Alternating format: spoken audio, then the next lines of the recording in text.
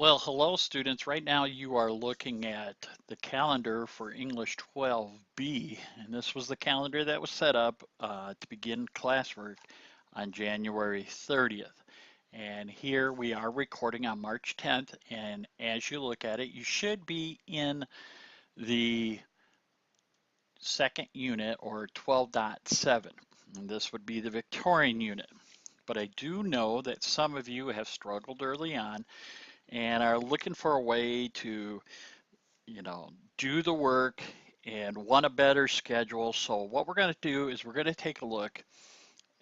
First of all, let's take a look at how many months we actually have. We start basically at the beginning of February. We have 2 days of January.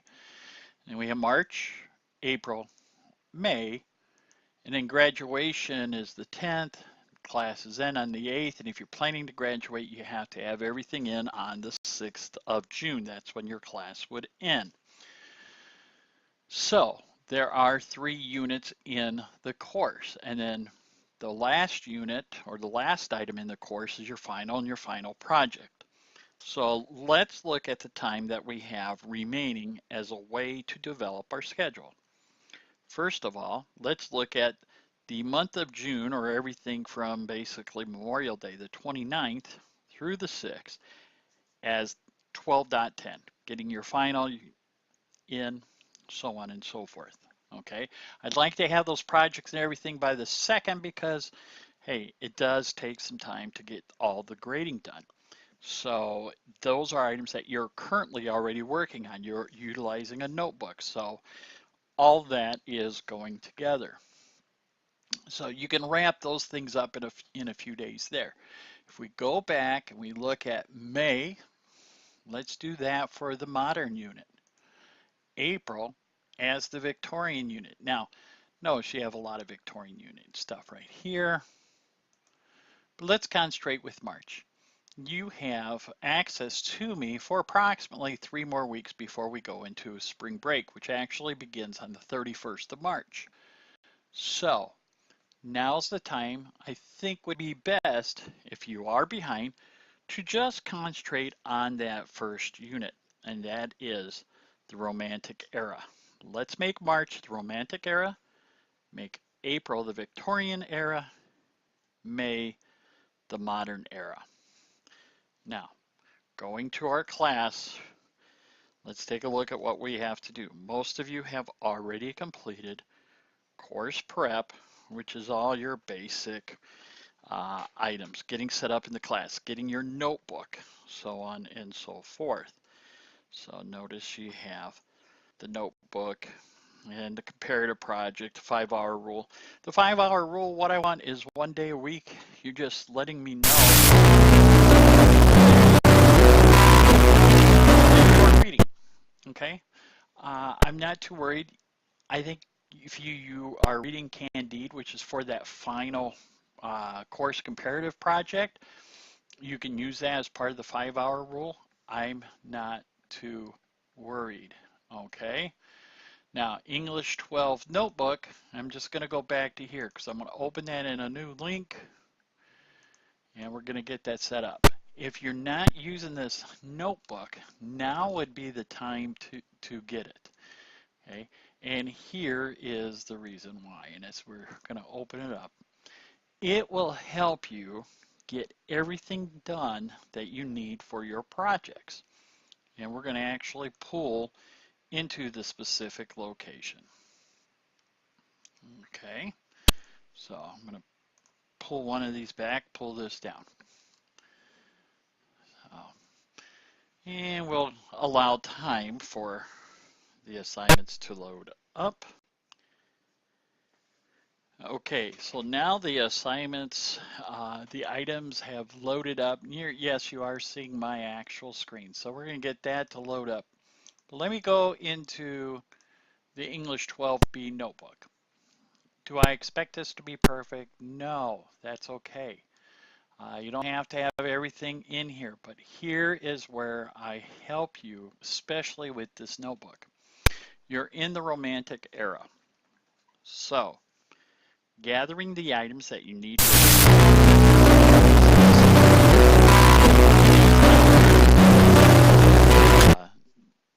notice 3 literary figures.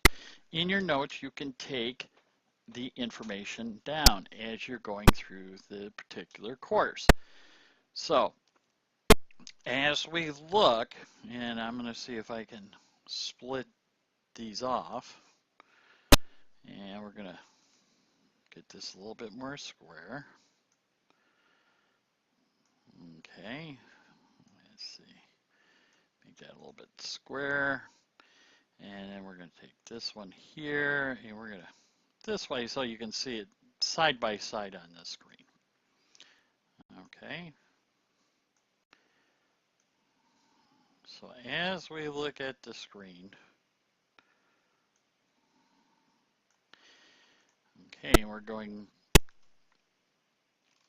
into the Romantic era. So first of all, this is where it's, and you could do this on your screen as well. You can have multiple tabs open, you have multiple tabs listed there. Now, as the Romantic era opens, you will notice, and of course this always likes to take a lot of time. So here we got it split up. Okay, so 3 literary figures. You're going to get information there. So what you could do is you could type in 12.6.R2 so that you know as you're taking notes, that's where you're going to get information about your 3 literary figures. Okay. Literary devices. You're going to see this in the Introduction to Romanticism. History of Gothic literature. That's the 3rd reading. You know, you'll also hear more about influential Gothic literature. 2 selections will be in there. Status of women. You're going to hear that more in Jane Austen than any other area. World events during the Romantic era. As you get an introduction to Romanticism, you're going to get some of those events, some of the ideas, or at least the dates of the Romantic period, so you can quickly go online and get those items. That's number 1. That's going to be very important. Notice documentation needed. As you're going to put your PechaKucha together, the PechaKucha is this. It is a slide presentation. Whether you use Google Slides or PowerPoint, you're going to need 20 slides of images. Okay, 1 image can fill the whole screen. That's no big deal. But when you find those images, you have to document it. So, what my suggestion is you go into your English 12B tools, and all the way down here is photos for class. So let's go back up and take a look. Byron, Lord Byron. Okay, so if we put in Lord Byron and hit find photos, we're going to be able to find Creative Commons photos of Lord Byron. Now, I don't think that's who you want there. Here is the Lord Byron estate. You might use that. You might use the book with his name on it. Here are some images that are coming from that site, okay, from different items that he wrote, okay. So what we're just going to do, here's a picture,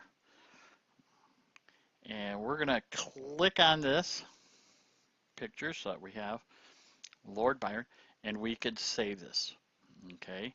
So we're going to save it to wherever our file is. So Google Drive, you can save it onto Google Drive, okay. You can view it on Flickr. And so this will pull up Flickr, and notice what you have right up here. This is your URL. So what you can do is you can copy that URL and put it on your slide. So I'm just going to bring up real quickly a PowerPoint presentation and actually show you how to do 1 slide just as you're gathering information.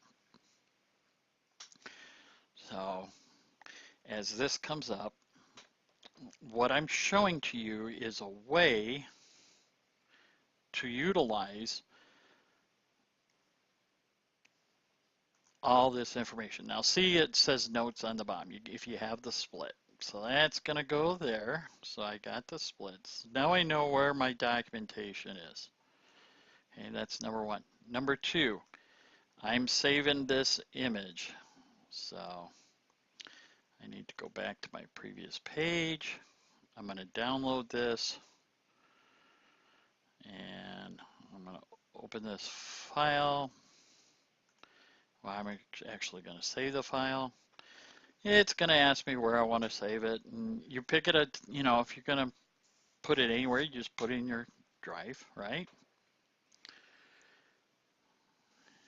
And while I'm waiting for that, let's get this all cleaned up. And I'm going to cut that out. Cut that out. Okay. And we're waiting for Lord Byron to download. And well, we're going to have to open it up there. And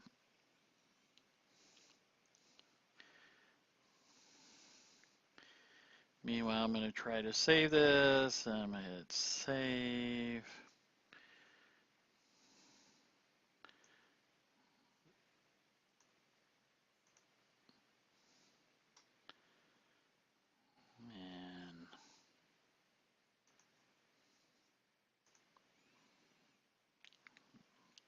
And a lot of times that they're going to have all this information available for you right on the particular slide. So as I go to insert the slide, I'm going to insert the picture, and I'm going to go to my desktop, and this is the picture because I know that's the picture.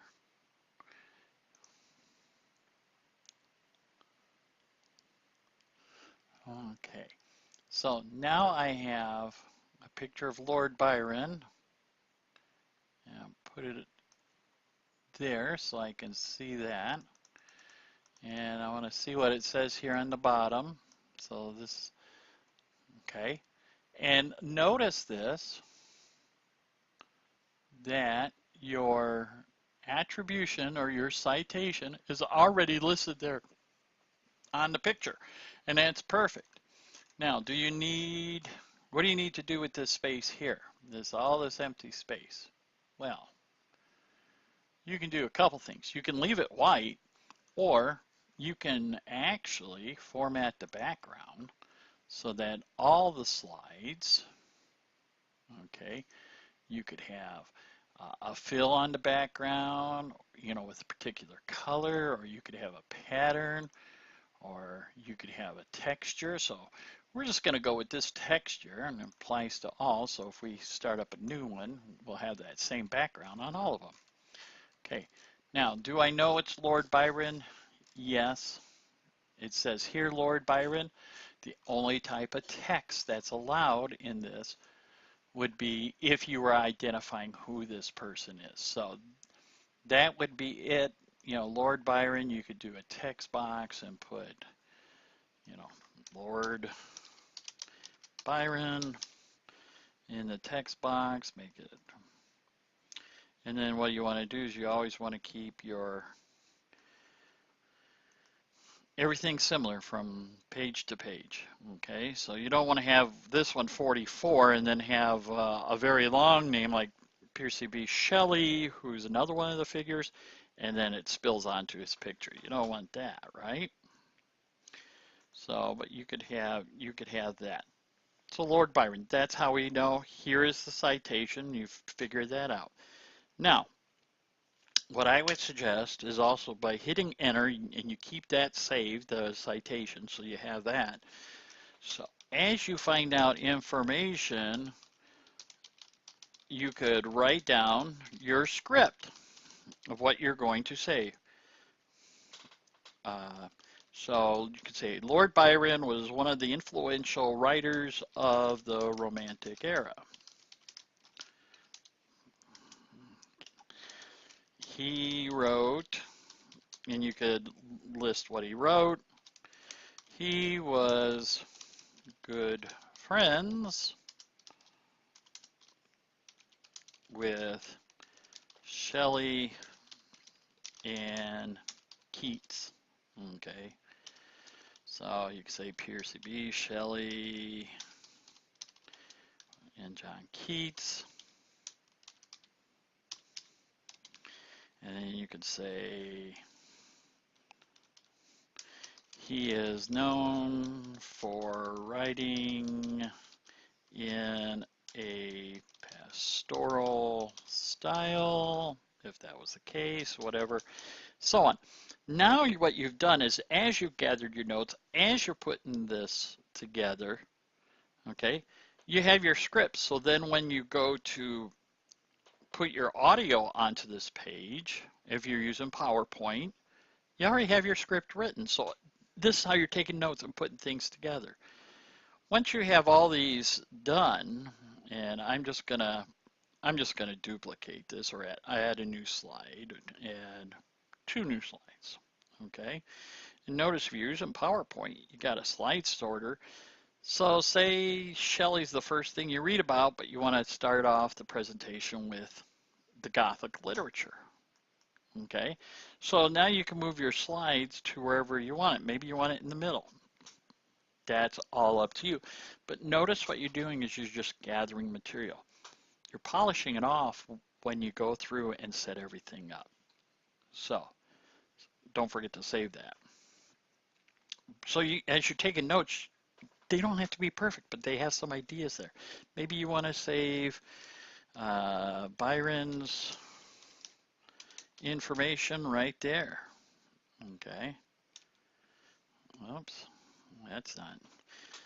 But you get the picture. Okay. So use those notebooks. Let them work for you. As you're looking at the class, okay, we're going to square this off. And remember, we're going to, okay. So that's what you can do in this unit. I give you what the project is so that you can take a look in the project. Do you have to use a study guide? No, you don't have to use it, but it gives you some good information on how to gather material. It also, the study guide, will be information that you'll need when you do the mastery test. These study items are basically taken from the test questions. Duh. Okay. Uh, and you can read these 4 items in any order that you want to. So the best plan is by March 30th, you have the project done. The discussion will take you, 15 minutes, half hour tops. Same way with the reflection. How did you do this unit? Okay. And then the other item, the course project update number 1. On the side, you have been reading Candide. I don't expect you to have it completely read by the end of March. I don't expect you to have an idea of what you're going to do for your final project. There's lots of information.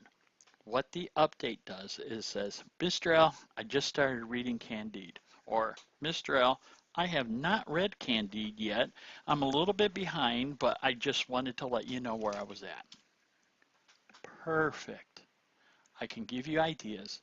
I can give you suggestions on how to improve the project as you go along.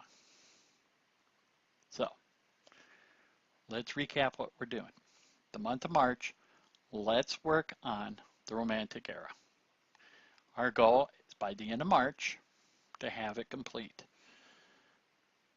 Do your reading, whichever order you want to do these, that is fine. Okay. The Romantic era Pichacucha is what needs to be turned in. Notice, none of this is gated. That you have to have the readings done in order to do these items. It all centers around that project. Okay, all the masteries on these, that's a total of 4 points in the class out of 1,000. Catching my drift? Okay, use this for notes to create your project. Okay, use what we have in the way of utilizing this program. Okay, Photos for Class. It's found right in our class under English 12B Tools, all the way down at the bottom. Okay, and utilize me. If you got a question, hey, Mr. L, how does this look? How does this, page look? How does this slide look? Fantastic. And if you don't have PowerPoint and you have to use Google Slides won't allow you to put audio on each page, but we got a workaround on that. When you get your project complete to turn in, you have your script, remember. What you want to do then is just call me up and leave it on voicemail. And that's all it will take. So, I hope this wasn't too long for you. I hope you have a little bit better understanding, and let's continue working ahead and just get me involved and say, Mr. L, hey, I need to set up a time. Can I talk to you at 2 o'clock in the afternoon? Can I set up an evening meeting where we can talk about these things? I'm a little stumped here. What do you suggest? Let me know. That's what I'm here for, to help you. I want to see you succeed. So until then, this has been a recording about the Romantic Era and how to get on track in English 12B.